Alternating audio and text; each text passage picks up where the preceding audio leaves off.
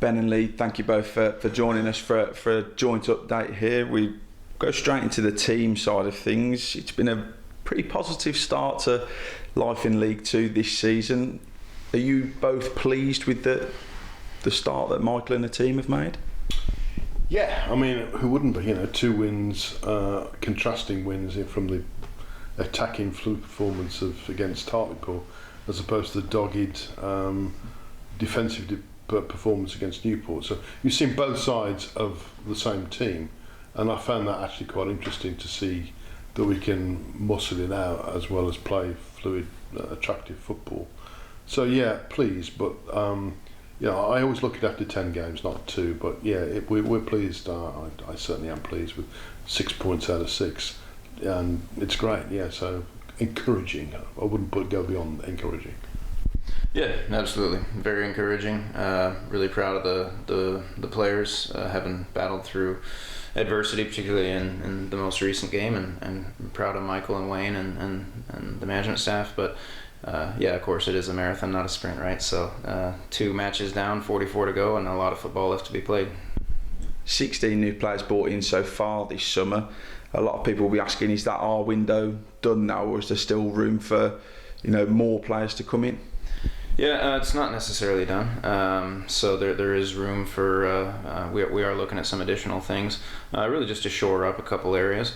I'd say the good news in that is, we got 20 some days left in the window, and we have the majority of our business done. So we won't be left to kind of August 31st scrambling, as it were. But no, we're not necessarily finished with the signings yet. Yeah, we moved early this year. I mean, I think I mentioned in a previous interview that Michael gave me 4 names before we'd finished kicking the ball last season, and those 4 names are here. So we moved pretty quickly off the blocks this year, and that was great because it gave them time to gel and get together. But I wouldn't expect another 6 or 7, but possibly 1 or 2.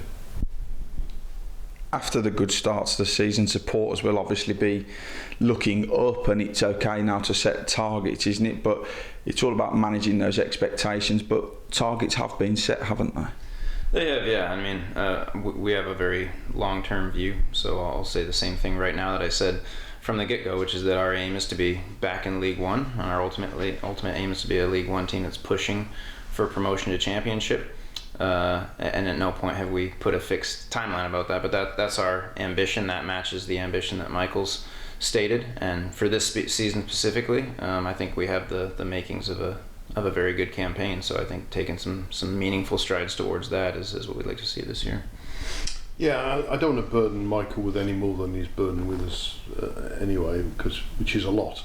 But I think it's reasonable for us to have the playoffs as a target, but the minimum we'd expect is to be above 16th, which is where we finished last season. I think we're looking for a big improvement on that, and playoffs would be great.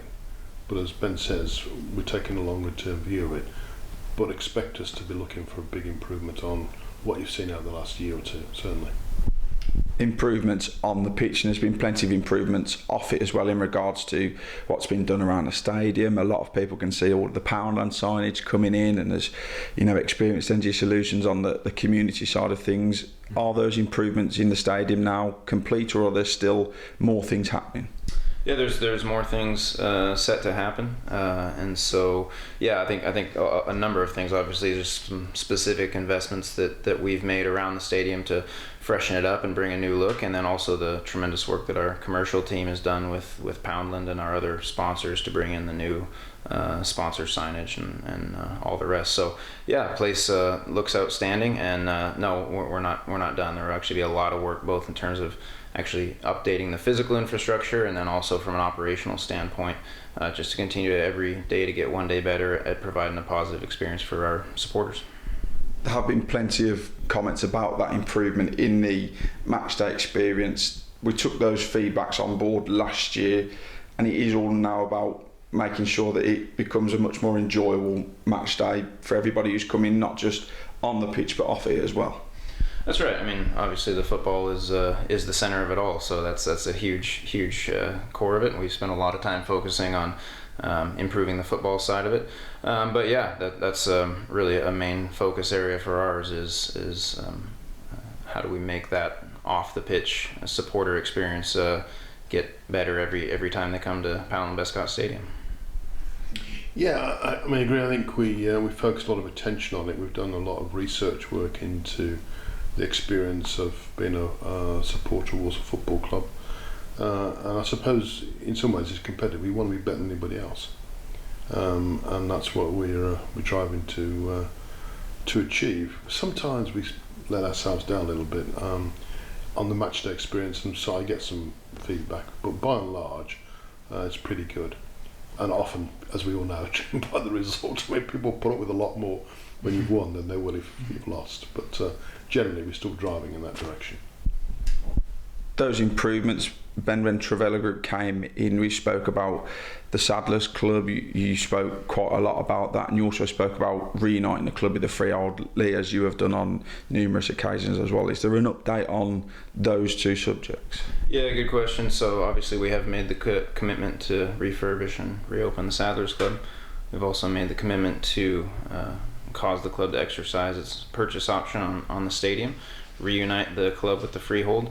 Both those commitments still stand. The reality is our deal was originally supposed to close kind of in Q1 of this year, ended up closing on May 31st. We announced it on June 6th, and we had to play our first league game on July 30th, and in the interim we all know how many players we signed. So really we were kind of thrust into a very hectic transfer period, which consumed quite a lot of energy. And now that we're kind of have the squad predominantly in place, have the football underway, we're able to sort of breathe a sigh of relief on the football side, and myself and my team really turning our attention to the property side more. So that's really the update there, is the plans are underway, and there will be a lot more update to come on that very soon. Yeah, well, I mean, we spent a whole day on that yesterday, locked in the room at the football club, just focusing on the property aspects of what the club will look like in the years to come. And there were interesting discussions, but as Ben says, you've turned his attention towards that now, having got the 16 players in. There's not, but I think the 16 players in is a huge amount of work. I mean, Tom Knowles, give you an example, was brought to mine and Ben's attention 5 weeks ago. It took 5 weeks to get Tom Knowles negotiated and into this football club, and kicked a ball for us at Newport on Saturday. So these things are rarely quick and they're rarely simple. They are complicated, difficult, and often quite fractious negotiations, and they all take a lot of time. And it's usually done at night. The times we've been exchanging emails and phone calls. Lacey, not help. It's in America and I'm over here, but nevertheless, it makes it more difficult. But we got there in the end. But it has been all time consuming. The last month has been nothing other than players and working with Michael. I suppose that leads me on to the next question. How is the new ownership model working for you both? Yeah, it's working great. No, it's working really, really well. So I think the board, as it stands today, with myself and Leigh and Stefan and Dan, is very functional.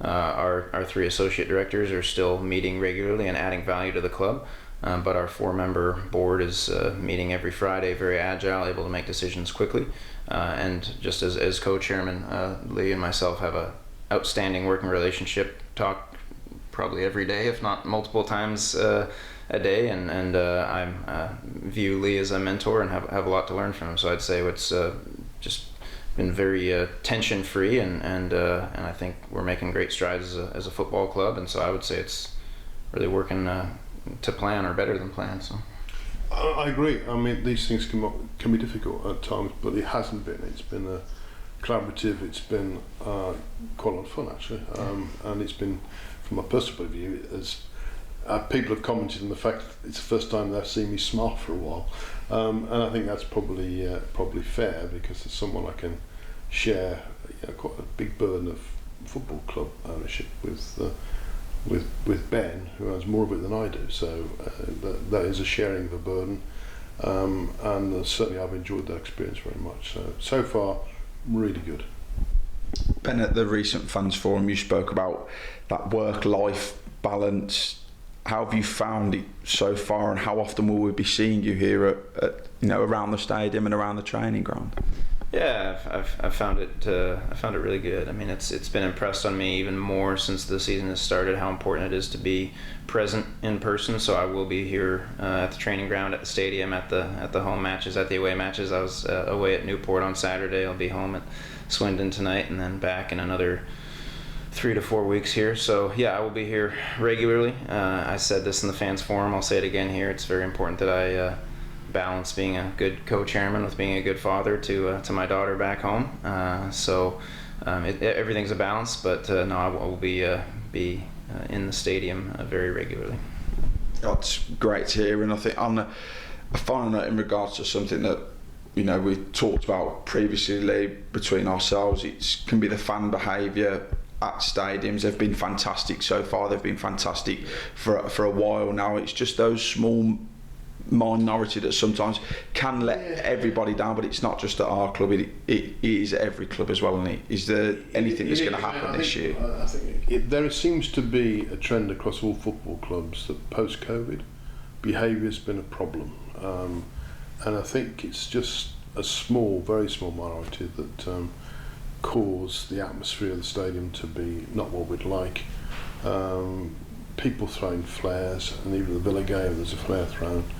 Just all we ask is please stop that, and let's all behave ourselves. I don't want to be, and I'm sure Ben doesn't, issuing 2-year bans on supporters for a misdemeanour that they will later regret, which is what's happened.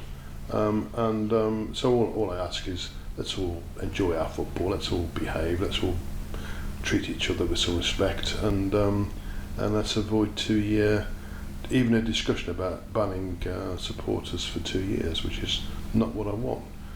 But so far, the atmosphere has been great, and the fans at Newport were outstanding. Yeah, great.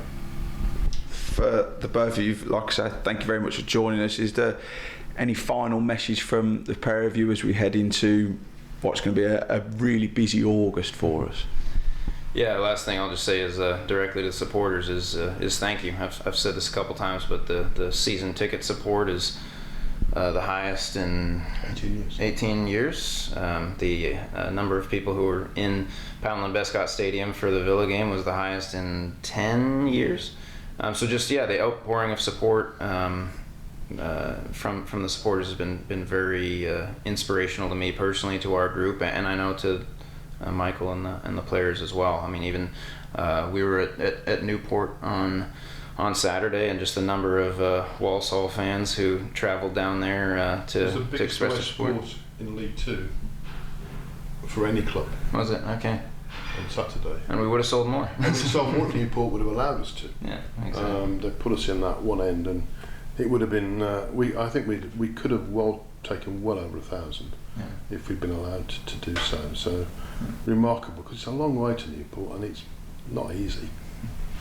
So that's the final comment, is just thank you to the town and to the supporters, and just the message that us as chairman, us as the board, and the whole football club are committed to getting better every day to make this football club more and more something this town can be proud of.